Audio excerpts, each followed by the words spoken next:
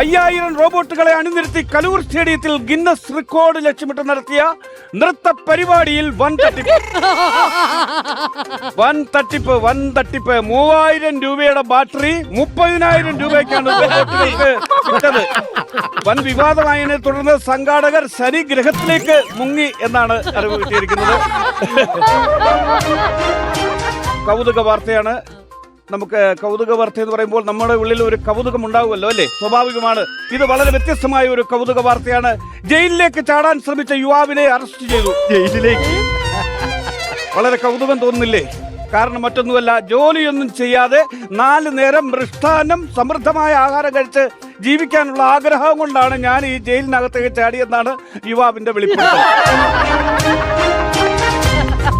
Sahara മരുഭൂമിയിലെ അവസാന load മണലും കടത്തി ഭൂമിയിലെ മണൽ തീർന്നതിനാൽ നൂറ്റാണ്ടുകളായി നിലനിരുന്ന മണൽ മാഫിയ എന്ന പദം നാമാവശേഷമായിരിക്കും.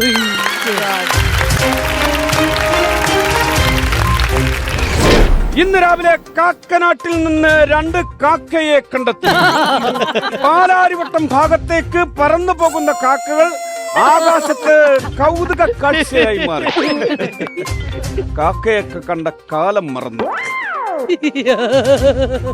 നിങ്ങളുടെ സങ്കല്പത്തിനനുസരിച്ചുള്ള വധൂവരന്മാരെ നിർമ്മിച്ചു നൽകുന്ന AI മാട്രിമോണിയ വൻ തിരക്കനുഭവപ്പെട്ടു. ഈ AI വധുവിന് ഒരു പ്രത്യേകതയുണ്ട്. അതിന്റെ നാക്ക് മുറിച്ചു കളഞ്ഞതാണ്. ഇത് വലിയൊരു പ്രത്യേകത. കേരളത്തിൽ വൻ തട്ടിപ്പ്. പകുതി വിലയ്ക്ക് വിമാനങ്ങൾ വിൽക്കാൻ ശ്രമിച്ച യുവാവ് പിടിയിൽ. വിമാനങ്ങൾ പകുതി വിലയ്ക്ക് വാങ്ങിയവർക്കും എതിരെ നടപടി. ഇത് വർഷങ്ങൾക്ക് മുമ്പ് ഇതുപോലൊരു തട്ടിപ്പ് നടന്നിട്ടുണ്ട്. സ്കൂട്ടർ പകുതി വിലയ്ക്ക് വിറ്റ്. ഓർമ്മയുണ്ടോ? ചരിത്രം പരിശോധിച്ചാൽ വിദ്യാർത്ഥിയെ വഴക്ക് പറഞ്ഞതിനെ തുടർന്ന് പ്രധാന അധ്യാപകനെ സ്കൂളിൽ നിന്നും ഇറക്കിവിട്ട് വിദ്യാർത്ഥികൾ. വരുമ്പോൾ അച്ഛനെയും കൂട്ടി വരണമെന്ന് വിദ്യാർത്ഥികൾ അധ്യാപകരോട് ആവശ്യപ്പെട്ടു. മറ്റൊരു വാർത്തയിലേക്ക്. തമിഴ് നടൻ വിജയുടെ മകനെ കാണാൻ കണ്ണപ്പൻ റോബോട്ട് കാൽനടയായി തമിഴ്നാട്ടിലേക്ക് യാത്ര തുടരുന്നു. ഫ്ലൈറ്റ് കിട്ടാത്തത് കൊണ്ടാണ് 20K കിലോമീറ്റർ കാൽനടയായി കണ്ണപ്പൻ റോബോട്ട് യാത്ര തിരിച്ചത്.